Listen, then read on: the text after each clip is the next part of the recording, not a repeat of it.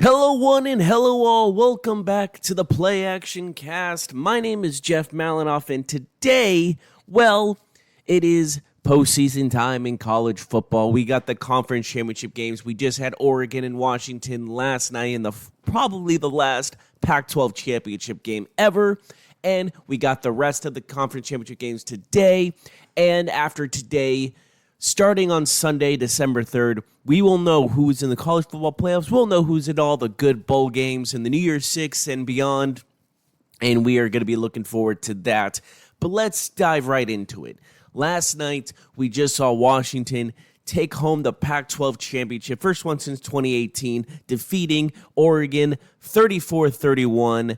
And Washington has firmly put a stamp on at least one of the slots in the college football playoff, most likely number 3, as they are currently 3. They probably will stay at number 3 if all the other teams who are currently in places in front of them, mainly Georgia and Michigan, continue to win. If they both win their championship games, then we know who our 1, 2, and 3 are.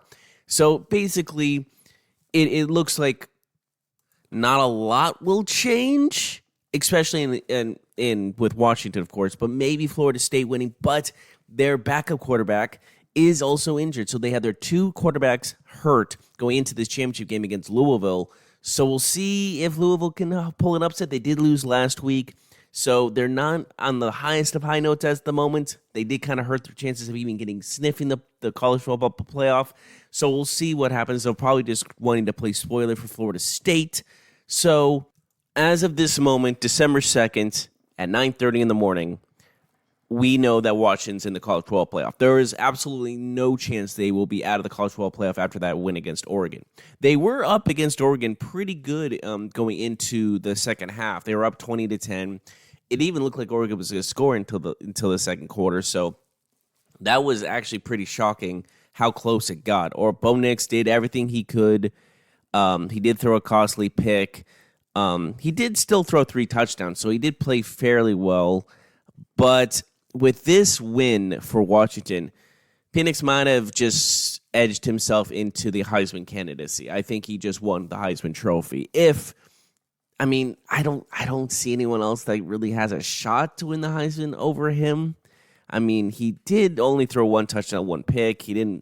But he still threw 27 of 39 for 300 yards. He did play solid. That 1 touchdown was a beaut also.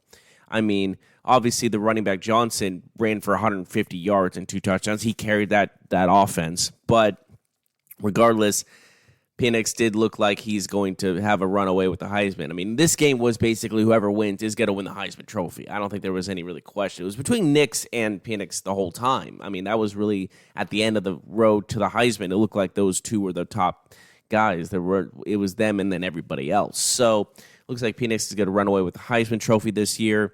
And, of course, he leads his team to a college football playoff. Will they go far in it? Who knows? But at the moment, we still have a bunch of other conference championship games to play. Starting at 11 a.m. today, we got Texas and Oklahoma State. Texas needs a bit of a miracle to make it into the college football playoff. I believe if I was them, I'd be rooting for Alabama, and I'd be rooting for Iowa, and I'd be rooting for Louisville. But, again, Florida State is without their starting quarterback. They're without their big-time quarterback, and then they're without their backup as well. So that's definitely going to hurt them. They're only 1-point favorites, which is crazy to think about for a team that's number 4 in the nation compared to number 14. So Louisville has a shot to play upset, but again, Florida State is good without their quarterbacks regardless. They have a complete team. They're ranked number 4 for a reason, obviously. If you look at their stats going into this, they're still top 10 in points per game allowed with only 16.8 points per game. And they're 5th in turnover differential with a plus 11 turnover differential. So that's 2 big things. And they're top 20 in yards a game allowed. So there's still a top defense there in Florida State that we really don't mention there. There is a top defense there at Florida State. So we'll see if they can handle it with a possible third string quarterback. So hopefully if Florida State has their way, they will be winning. But without their quarterbacks and everything, that could hurt them in the college football voting, which I hate. I hate that even if they're undefeated, they might even get edged out because of who's left on the roster, which is not fair in my opinion. But we can't control these guys. And I'm very happy there's going to be a 12-team playoff going forward because there's a lot of good teams that are going to be left out of this for sure, including Texas. I mean, Texas does need a miracle, but they're playing Oklahoma State, who's currently 9-3. They were decent at the beginning of the year. They kind of had a slump, struggling against weaker teams. They were struggling against Houston before the fourth quarter, the third quarter when they ran away with it. And then last week they were in overtime against BYU, who has been struggling since losing a lot of their guys to the draft last year. So, I mean, they have been struggling, so I don't see this as a really much challenge for Texas, but crazier things have happened. But I think the biggest conference championship games are obviously the ACC, Big Ten, and SEC title games because every single one of them have playoff implications. Let's just start off with Michigan and Iowa. Michigan is 22-point favorites because Iowa has the worst offense in football. And it's really sad considering they just played against Nebraska last week, and they had an over-under of 24.5, which is one of the lowest ever. 24.5. And they didn't hit. It went under. They had a 13-10 win against Nebraska and went under 24.5 points. That is terrible. Their defense, however, is completely absurd. They're 4th in points per game allowed this year and 7th in yards per game allowed. So their defense is competing with the elite of the college football world. However, they are averaging 18 points a game. That's what's hurting. They're 124th in points per game with 18 points a game, and they only allow 12. How absurd is that? How absurd is that one of the best defenses in college football have one of the worst offenses in college football? That is a little bit different in the NFL because there's only 32 teams to compete with. You're competing against 150 teams, and you're at the bottom of the barrel on the offense and the top of defense. That makes zero sense in college football. So that's crazy to look at regardless. But then you look at the Michigan side, 13th in points per game with 37, and 1st in points per game allowed with 10. This team has allowed only 10 points per game, and they're 2nd in yards per game allowed. So 2 of the best defenses in college football are going head-to-head. However, the offenses are completely subsided. Like, we have a top offense in Michigan, obviously, and then you have a worst offense in Iowa. I don't see Iowa winning this. There's no chance. Unless the offense somehow scores a couple of touchdowns. I think if Iowa maybe scores 3 to 4 touchdowns, which is even a lot to ask for this kind of offense, they have a shot to upset Michigan because their defense can hold the best. So we'll see how they go. It's a long shot for Iowa. Obviously, there's a 22-point spread for Michigan, which is maybe a little high in my opinion, but I understand why, because the offense can't score. It's gonna be it's not a toss-up for me. I think Michigan takes it. I think Michigan takes a slot into the college football playoff. But again, Iowa with that defense could maybe give Michigan a scare, but not anything more than that. And then looking at, of course, the ACC. We already looked over the ACC title game with Florida and Louisville. Florida State only has a 1-point favorite in the spread, so that's a pretty good bet if you ask me. But Florida State,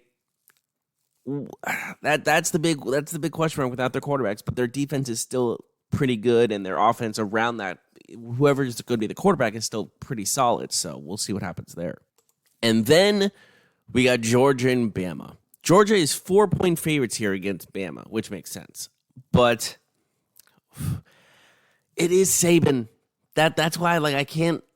Is this the end of the road for Bama? I mean, there's even rumors that Saban will go elsewhere in the future, which is completely absurd to me. I've heard on reports that he would, Texas A&M would try to go for him, which obviously they didn't, because why would Texas A&M, those are the rumors on X or Twitter, however you want to put it, that these absurd rumors that Saban would go anywhere else besides Bama. If Saban's no longer the Bama coach, he's retiring. He doesn't need the money anymore. He's set for life.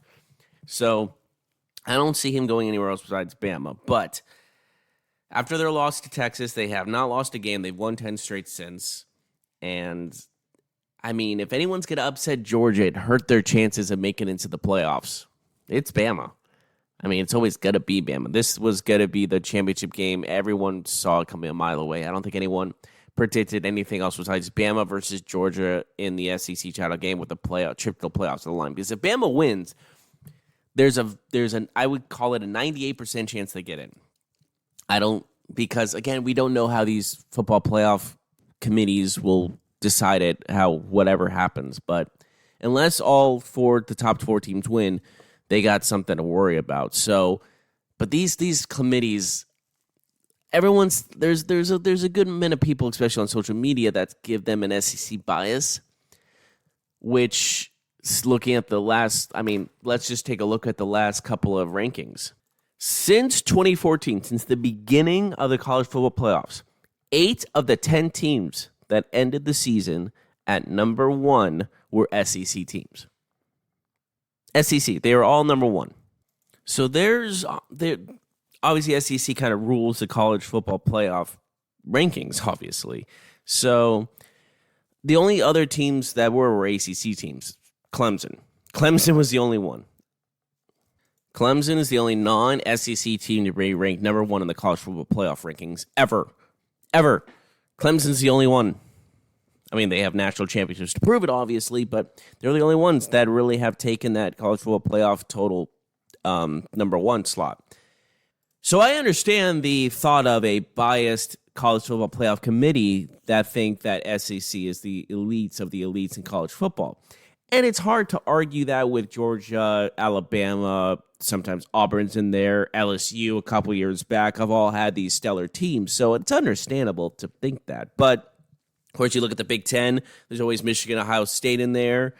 The Big 12 had TCU the year prior. And, of course, they were actually in the national championship game last year, TCU was, and then they got demolished by Georgia. So you understand that SEC has a little edge above the rest when it comes to the committee's opinions about who has the best college football programs between conferences. So looking at all that, so looking right now, who has a shot of getting in?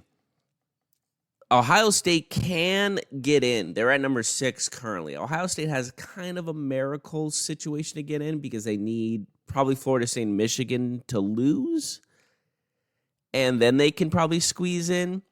But then Texas will probably have a say above them as well as Alabama. So Ohio State kind of has a long shot to get in. But honestly, I think if there were currently, I think the only teams that can get in that are not in the top 4 right now is Alabama, obviously, because if they beat Georgia, they're in. Texas, if Florida State loses, because Oregon just lost, Texas has a better shot. So Texas kind of needs, I think, Florida State to lose. I think they can jump over Ohio State because they have that Big Ten Conference Championship win. So that would be a good shot. Again, Missouri, Penn State, the other top 10 teams, I don't see them getting in. Ohio State would need Michigan to lose, probably Florida State to lose, Texas and Bama to lose. Then they could probably squeeze in. They would need a lot of teams to lose, which is, again, a possibility, but it's a long shot. But if I had to make a prediction right now, obviously Washington stays at 3. I don't think they move. I think Michigan wins and keeps their number 2. I think Georgia beats Bama. They take number 1. And I think Florida State loses and Texas wins over Oklahoma State. So I say Texas jumps Ohio State and Oregon, because since Oregon just lost, they're going to drop down from 5. Texas takes the number 4 spot. So my prediction, Georgia, Michigan, Washington, Texas.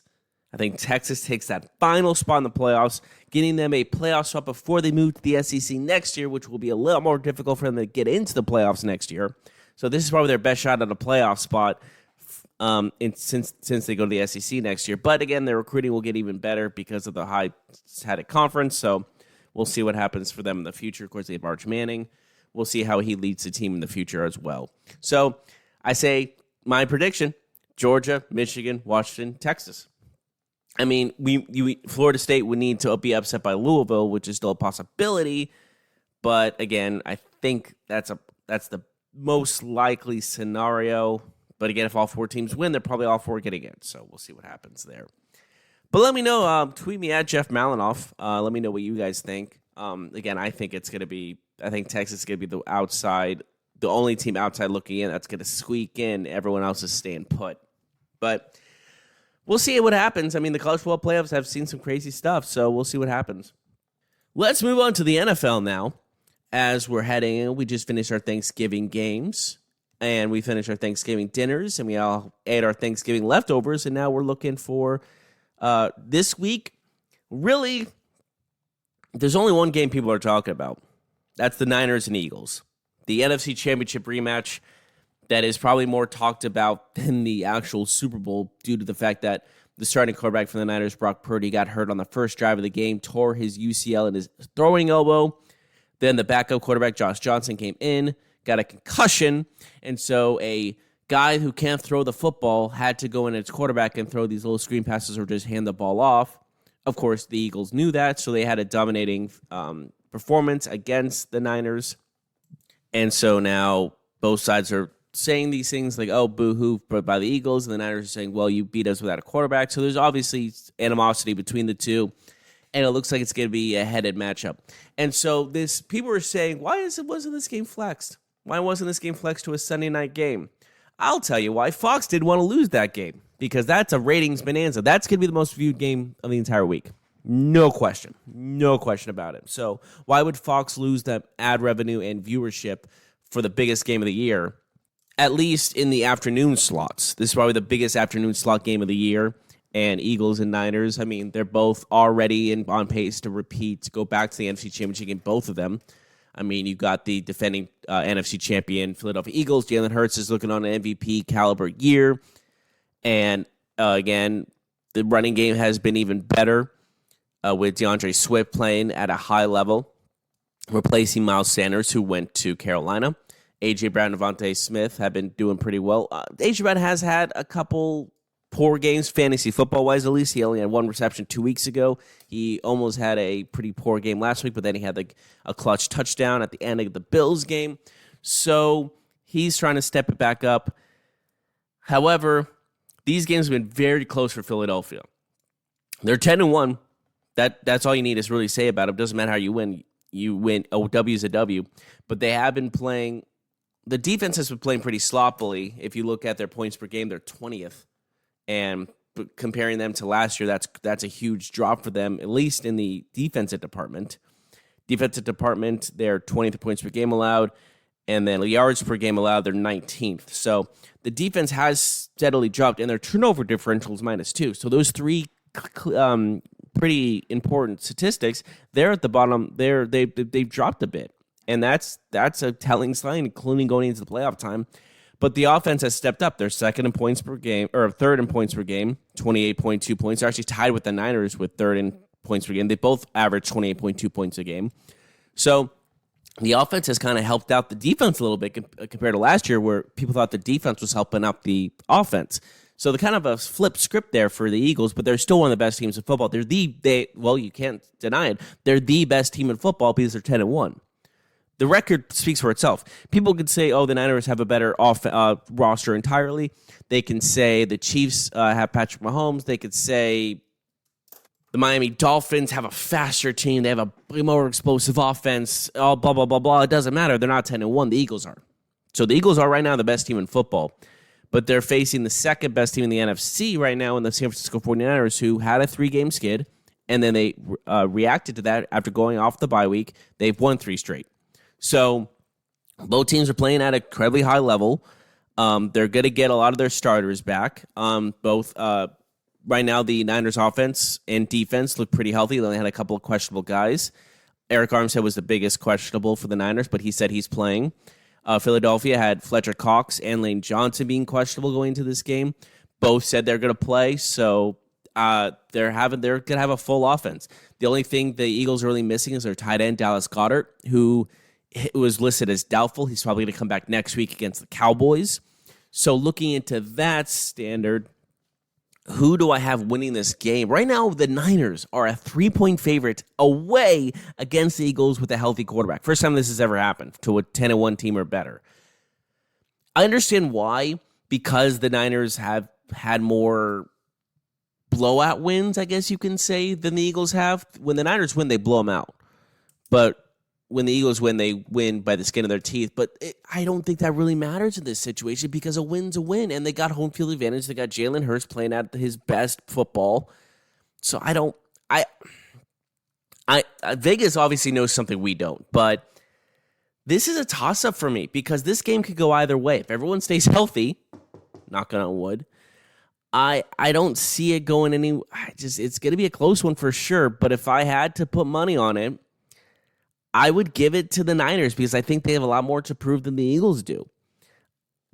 But again, like I can see it going to the Eagles as well. Like I wouldn't bet on this game. You know what? I'm not betting on this game. No, I changed my mind. I wouldn't risk my money on this game because it's so close to call. It's too close to call. But again, like both have a absolute, like whoever you bet on, you have the ammunition to convince people like, oh, that makes a fair bet. That makes sense. So you can go either way with this. It's such a close matchup. I mean, you could arguably say these are the two best teams in the NFL, not just the NFC.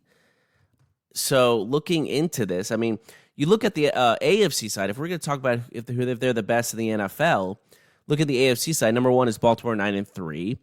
And can both teams beat Baltimore? Absolutely. We're actually going to find out if the Niners can beat Baltimore. They play on Christmas Day against Baltimore. And then you look at the Chiefs, who have been, I mean, Patrick Mahomes has got a lot of guys they had the most drop passes in football. I hope that's not the case when it comes to playoff time because that's the difference between winning and losing right there. Those drop passes they've had. So if they can fix their drop problem, the receivers, then I think the Chiefs have a very good real chance to go back and repeat as Super Bowl champions. But if they keep dropping passes, I don't think they get through the first divisional round because they have been seriously struggling to finish games because the players can't catch a ball. So they need to figure that out. But going back to the Eagles and Niners, I mean, both are on win streaks. It's too close to call. It's really, but again, I think the Niners have more to prove. I think this is kind of a redemption game for them from last year, obviously. I think if anyone's more motivated, it's the Niners. But again, the Eagles feel like they have something to prove as well. Like this can go either way. There's trash talking on both sides. Both are fired up. It's going to be a game, folks. Do not miss it at 3:20 Eastern or 3:20 Central Time. And we'll see what happens. We'll definitely see how this goes down. But this is a coin flip. Do I have a coin? I think I have a coin somewhere. Hold on one second. I'm going to flip or I can use Siri. Heads, Eagles win. Tails, Niners win. Wait, no. Eagles should be tails. They're Eagles. So tails, Eagles win. Heads, Niners win. Siri, flip a coin. It's tails. Eagles win. That's what the coin flip said. Go with the coin flip or not. I don't know. I can't decide. This is too indecisive. It's like Sophie's Choice over here for football. But that's the closest game. The rest of the games are pretty mellow. I don't know how else to describe them. There's not really a game besides the Eagles and Niners that Broncos, Texans, Steelers, Cardinals, Chargers, Patriots, Colts, Titans, Commanders, Dolphins, Jets, Falcons, Lions, Saints, Panthers, Bucks, Rams, Browns, Chiefs, Packers, maybe? I mean, they play Monday night, but I'm sorry, they played Sunday night, and the Bengals and Jags are Monday night. So, I don't know. There's really no other game that has the hype that the Eagles and Niners do. I think that's the really big game. But that is our show today. Thank you so much for joining us. Next week, we'll recap the Eagles-Niners, of course, and we'll see how next week's slot of games compared to this week's slot of games. This week's slot of games probably is the worst of the bunch. Compared to the Eagles-Niners, except for the Eagles-Niners, of course, the rest are kind of, you can miss them. But next week, there are probably going to be some better slotted games. We'll know who's in the college football playoff as well. That is the most important thing going on right now, so we'll see then. But until then, my name is Jeff Malinoff, and I'll see you next time.